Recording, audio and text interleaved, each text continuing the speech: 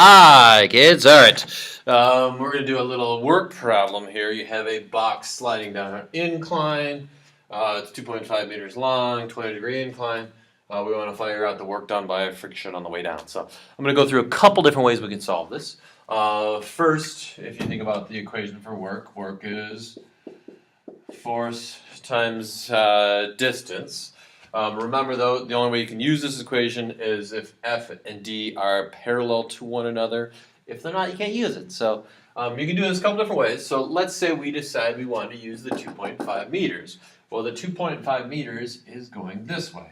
So that means we need to find, if I remember my stuff from before, I need to find this FGX, okay, which is that parallel to my distance.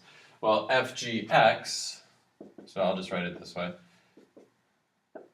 okay, is going to be FG times the sine of the angle, which is 20 degrees, times my distance. So I can plug it in and say, okay, 6 times 9.8 times sine of 20 times 2.5. Okay, that's one way you could do it. And then solve it, you get your work. Okay. Another way you could do it is, well, we could say, okay, you know what? I decided I want to use the force of gravity, which points straight down. Okay. Well, force of gravity. So again, I'm going to use the same equation, but I'm going to use Fg here. Well, if I'm going to use Fg, that means my D can't be this way. My D has to be this way.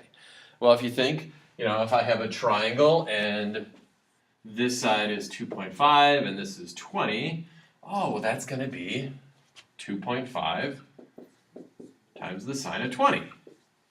Okay, which actually, as you can see, is the same thing. Okay, or the third way you could do this is, well, anytime work is done, you're going to change energy around. So work equals how much your potential energy changes.